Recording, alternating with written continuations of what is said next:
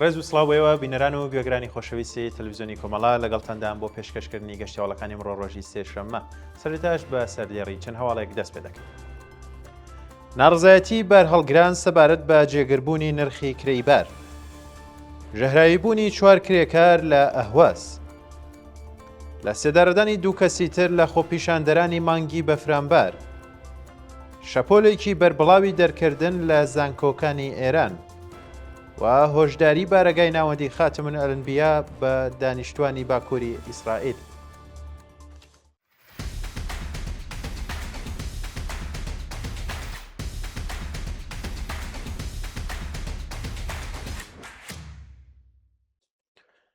گردبوونەوەی ناڕزایەتی کرێکارانی ئەبنیەی تەکنیکی تراوەرز. کۆمەڵێک لە کرێکارانی ئەبنیەی تەکنیکی هێڵی ئاسنی تراوەرز ڕۆژی سێشەممە 12 جۆزەردان لە ناڕزایەتی بەرامبەر بە جێگیرکردنی ناتەواوی گەڵاڵی گۆڕینی دۆخی دامەزراندنیان گردبوونەوەیەکی ناڕزایەتیان ئەنجامدا. بە وتەی نوێنەری ناڕزایەتی دەربڕان بابەتی گۆڕینی دۆخی دامەزراندنی کرێکارانی کۆمپانیای تراوەرز هەر لە سەرەتاوە بە شێوەیەکی ناتەوە و پێچەوانەی ناوەڕۆکی ڕێنماییە ڕاگەیاندراوەکان جێبەجێ کراوە. دوای تێپەڕبوونی چەندین ساڵ و تەنیا بەهۆی بە دوواداچوونی بەردەوامی هاوکاران، کۆمپانیەکان ناچار بە دەرکردنی حکومەکانی گۆڕینی دۆخی دامەزراندن بوو. بەڵام تاوەکو ئێستا حکومە دەرکراوەکان فاقیدی کۆدی فەرمانبەرین و ئەم بابەتەش بووەتە هۆی نیگەرانی جددی هاوکاران و سەبارەت بە دۆخی دامەزراندن، پێشینەی خزمەت، مافە یاساییەکان و داهاتووی پیشەی خۆیان. ناڕزایەتی گەنجانی خوازیاری کار لە دیسفول. ڕۆژی دووشەممە 11 جۆزەردان گروپێک لە گەنجانی خوازیاری کار لە دیسفول بە کۆبوونەوە لە بەردەم کارگای قەندی ئەم شارە دوای داوای کردنەوەی کارگەکە و دامەزراندنی گەنجانی خۆجێیان دەکرد. یەکێک لە گەنجانی ناڕازی سەبارەت بە کێشەکانیان وتی کارگەی قەندی شاهیدانی دەسفول کە دەکەوێتە کیلۆمەتری 12 کیلۆمەتری ڕێگای شوشتەر لە ساڵی 1970ەوە لە حاڵی دروستکردندایە و دوای ماوەیە کارکردن تێیدا ڕاگیرە. لە ئێستادا دانیشتوانی ناوچەکە و ژمارەیەکی زۆر لە گەنجانی خوازیاری کار داوا لە بەرپرسان دەکەن پەلە بکەن لەکردنەوەی ئەم پرۆژێ و هەلی کاریان بۆ بڕەخسێنن. ئەو وێڕای ئاماژە بۆی کە ئەم پرۆژەیە وەک یەکێک لە ناوەندە پیشەسازیە گرنگەکانی شارستانی دیسفول بڕیارە هەلیکاری ڕاستەوخۆ ناڕەسەخۆ بۆ 400 تا 500 کەس بڕەخسێنێت. وتی بەسەرنجام بە دۆخی خراپی بێکاری و ئەوەی کە ئەم یەکەیە لە ئەگەری دەست بەکاربوونەوەی دەتوانێت ببێتە یەکێک لە سەرچاوەکانی داهات و دامەزراندن. داوا لە بەرپرسان دەکەن بۆ دەستپێکردنەوەی چالاکیەکانی ئەم یەکەیە بە زووترین کات هەنگاو بنێن. کۆبوونەوەی مامۆستایانی زانکۆی فەرهەنگیان.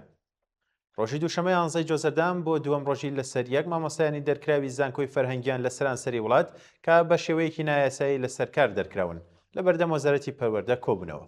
مامۆستایانی دەرکراو بە کۆبوونەوە لە بەردەم وەزارەتی پەروەردە ناڕزایەتیان دەربڕی بەرامبەر بە خۆتزیینەوە و پابەند نەبوونی وەزارەتی پەروەردە و زانکۆی فەرهەنگیان لە جێبەجێکردنی بڕیار و ڕێنمایەکانی جێگری یاسای سەرۆکۆمار و هەروەها فەرمانی جێگری یەکەمی سەرۆکۆمار.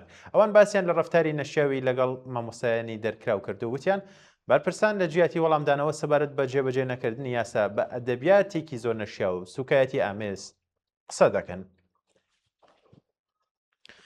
ناڕزایەتی هاوڵاتیانی دانیشتووی گوندی دێهنۆ.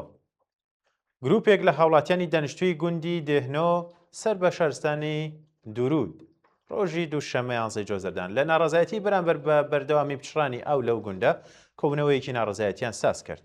بە پێڕاپۆرتە بڵاوکراوەکان گوندی دێهنۆ سەر بە شارستانی دوورود نزیکی 2 هەفتەیە شایانی پچڕانی تەواوی ئاوی خواردنەوە بوو. ژیانیش زیاتر لە 5,000 کەسیش لە دانیشتوانی ئەم گوندە ڕوبەڕووی کێشەی جدی بووەتەوە. بە گوتەی ئەم هاوڵاتیە ناڕازیە یان ئەم هاوڵاتیە ناڕازیانە لە ماوەیدا تا 15 ڕۆژی ڕابردوو ئاوی خواردنەوەی ئەم گوندە بە تەواوی بڕاوە. ئەم بابەتە بووەتە هۆی تێکچوونی ژیانی ڕۆژانەی خەڵک و زۆرێک لە خێزانەکان لە سەرەتاییترین پێداویستە تەندروستیەکانی وەکو خۆشۆردن بێبەش بوون. ناڕزایەتی بەرهەڵگران سەبارەت بە جێگیربوونی نرخی کرێیبار.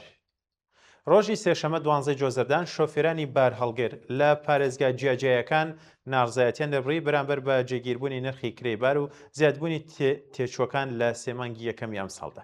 یەکێک لە شۆفێرەکان کە لە شەرسەنی بەندەری خومێنی کار دەکات سەبارەت بە داواکاریەکانی خۆی و هاوکارانی دەڵێت بە تێپەڕبوونی زیاتر لە 3 مانگ بەسەر دەستپێکی ئەم ساڵدا هێشتا هیچ زیادبوونێکی بەرچاو لە نرخی کرێی گواستنەوەی باری جادەییدا نەکراوە. ئەمە لە کاتێکدایە کە نرخی تایر، ڕۆنەی ماشێن، پارچەی یەدەگ، چاکردنەوە و تێچووەکانی تری ڕاگررتنی ئۆتۆمبیلەکان بە شێوەیەکی بەرچاو زیادیان کرد و فشارێکی ئابووری قورسی خسۆتە سەر شۆفێران و خاوەن بار هەڵگرەکان.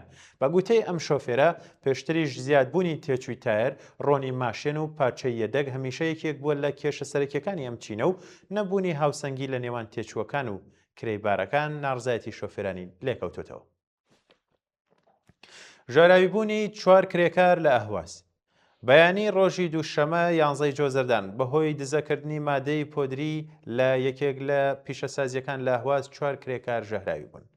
بە پێڕاگەیاندراوی وتەبێژی ڕێکخراوی ئاگەرکوژێنەوە و خزمەت گوزاریە ئامادەیەکانی شارەوانی ئەهواز بە پێی لێکۆڵینەوە سەرەتاییەکان دزەکردن و بڵاوبوونەوەی مادەی پۆدری لە ڕیاکتۆرێکی پیشەسازیەوە بووەتە هۆی ژاراویبوونی 4 کەس کە پێکدێن لە 2 کەس لە کارمەندانی کۆمەڵەکە و 2 کەس لەو کەسانەی لە شوێنەکەدا ئامادەبوون کە بە ئامادەبوونی هێزە فرگیا گوزاریەکان ڕێشوێنی پێویستی فریاگوزاری و سەلامەتی گیراوەتە بەر. بە وتەی هەندێک لە کرێکاران بەکارهێنانی ئامێری پاراستنی تاکە کەسی گونجاو، دامەزراندنی سیستەمی چاودێریکردنی دزەکردنی مادەکان، ڕاهێنانی بەردەوامی کارمەندان و داڕشتنی بەرنامەی کاردانەوە لە بارودۆخی فریاگوزاریدا لە گرنگترین ڕێکاکانی ڕێگریکردن لە ڕووداوی لەو شێوەیەن. لە سێدارەدانی 2 کەسی تر لە خۆپیشاندەرانی مانگی بەفرامبار. ئاژانسی هەواڵی میزان سەر بە دەسەڵاتی دادوەری ڕایگەاند کە مهرداد محەممەدینیە و ئەشکان مالکی کە لە دوا خۆپیشاندانەکانی مانگی بەفرامبار 1404 هەتاوی دەست بەسەر کرابوون بەرە بەیانی ڕۆژی دووشەمە 11 جۆزەردان لە سێدارە دراون. بە پێڕاپۆرتی ناوەندی ڕاگەاندنی دەسەڵاتی دادوەری ئێران، مهرداد محەممەدینیە و ئەشکان مالکی بە تۆمەتی بەشداریکردن لە کردەوەی دش بە ئاسایشی وڵات بۆ ڕژێمی ئیسرائیل و دەوڵەتی دژبەری ئەمریکا و گروپە نارەکان و لایەنەکانی سەربەوان کە بووەتە هۆی ترس و تۆقاندن و نائەمنکردنی کۆمەڵگە و چوونە ناو شوێنە ئاینی و پیرۆزەکان بە مەبەستی تێکدان و ئاگەر تێبەردانی مڵکی دەوڵەتی و تایبەتی لەوانە مزگەوت و حەوزەی زانستی بە مەبەستی ڕوبەڕوونەوەی کۆماری ئیسلامی ئێران لە کاتی جەنگ و بارودۆخی یاساییشدا بە سزای لە سێدارەدان و دەست بە سەرداگرتنی ماڵ و دارایەکانیان مەحکوم کراون. دەسەڵاتی دادوەری ئێران ڕایگەاندووە کە حکمی لە سێدارەدانی ئەو دوو زندانیا دوای پشتڕاستکردنەوەی لە دیوانی باڵای وڵات جێبەجێ کراوە. شەپۆلێکی بەربڵاوی دەرکردن لە زانکۆکانی ئێران. بە گوێرەی راپۆرتەکان لە زانکۆکانی ئێران سەدان دۆسیەی ئینزیباتی کراونەتەوە. حکمی قورس بۆ خوێندکاران دەرکراوە و مامۆستایانی زانکۆش دەرکراون. تەنیا لە زانکۆی پیشەسازی شەریف بۆ نزیکەی 30 تا 40 خوێندکار دۆسیەی ئینزیباتیان بۆ پێگەێنراوەکە لە نێوانیاندا 5 تا 7 حکمی دەرکردن و زیاتر لە 20 حکمی هەڵپەساردنی 1 تا 3 وەرزی خوێندن دەرکراوە.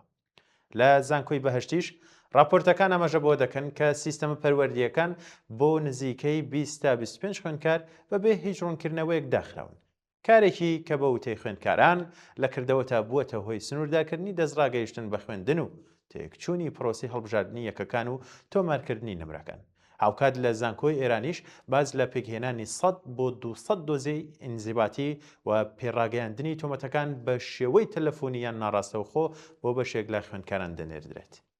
لە زانکۆی عیلم و سەنعەتی ئێرانیش خوێندکاران باسییان لە پێکهێنانی لانی کەم 100 دۆسیە لە مانگەکانی ڕابردوودا و بەردەوامی پرۆسی پێڕاگەیشتن بە شێوەی ناڕاستەوخۆ کردووە. پرۆسەیەکی کە بە وتەی ئەوان تەنانەت خوێندکارانی ناچالاک یان ئەوانەشی کە دەستیان لە خوێندن کێشاوەتەوە لە خۆگرتووە. ڕوودانی تەقەکردنی لە کۆلێژێکی پزیشکی ددان لە قەزوین. راپۆرتە بڵاوکراوەکانی ڕۆژی دووشەمەی 11 جۆزەردان باسییان لە کوژرانی خوێندکارێکی ژن کردووە لە کۆلێژی پزیشکی ددانی قەزوین بە دەستڕێژی گولە. دەوترێت لەم ڕۆژەدا گەنجێک بە دەمانچەیەکی جەنگی جۆری کۆڵت چۆتە نێو حەوشەی نەخۆشخانەکەەوە و 4 گولەی ناوە بە سنگی کچە خوێندکارەکەەوە.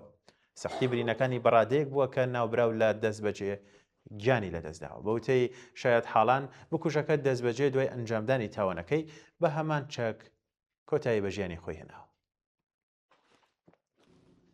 هۆشداری بارگای ناوەندی خاتەمولئەنبیا بە دانیشتوانی باکووری ئیسرائیل. بارەگەی ناوەندی خاتم الئەنبیا هۆشداریدایە دانیشتوانی بەشەکانی باکوور و شارچکە سەربازیەکانی ئیسرائیل کە لە گەری بۆردومانکردنی زەحیە و بەیروت ئەگەر نایەنەوێت زیانیان پێ بگات ناوچەکە بەجێبهێڵن. بەنیامین ناتانیاهۆ ڕۆژی دووشەمە 11 جۆزەردان لە بەیاننامەیەکدا ڕایگەیاند کە فەرمانی هێرشکردنە سەر چەند ئامانجێکی لە زەحیە لە باشووری بەیروت دەرکردووە. زەحیە بنکەی هێزی حیزبوڵایە لە پایتەختی لوبنان. سعاتێک دوای بڵاوبوونەوەی ئەم هەواڵە ئاژانسی هەواڵی تەسنیم ڕایگەیاند کە زانیاری پێگەیشتووە بە سەرنجدان بەوەی کە لوبنان بەشێک بووە لە مەرجەکانی پێشوەختەی ئاگربەست و ئێستا ئەم ئاگربەستە لە هەموو بارەگاکانی شەڕ لەوانە لوبنان پێشێل کراوە. تیمی دانوستانکاری ئێران گفتوگۆکان و گۆڕینەوەی دەقەکان لە ڕێگەی ناوەندگیرەوە ڕادەگرێت. هاوکات راپۆرتەکان ئاماژە بۆ دەکەن کە ئێران هێشتا وەڵامی دوایین پێشنیازی ئەمریکای نەداوەتەوە. دوایین هەواڵ کۆبنەوەی بنەماڵەی دیلەکانی هێزەکانی سووریای دیموکرات هەسەدە. بنەماڵەی دیلەکانی هێزەکانی سووریای دیموکرات هەسەدە ڕۆژی دووشەمە 11 جۆزەردان لە شارەکانی قامیشلۆ و ئامودا کۆبوونەوە و خوازیاری ئازادکردنی ڕۆڵەکانیان بوون کە لە زیندانەکانی حکوومەتی کاتی سووریادا دەست بەسەر کراون. بەشداربووان بە بەرزکردنەوەی وێنەی ڕۆڵەکانیان دروشمی جێبەجێکردنی داوەکانیان خوازیاری ئازادکردنی ڕۆڵەکانیان بوون. بەڵێ بینەران و گەگرانی خۆشەویست بەم جۆراتی ناکۆتایی گەشتی هەوڵەکانی ئەمڕۆژ کات و ساتێکی باش بۆ هەمولایەتان.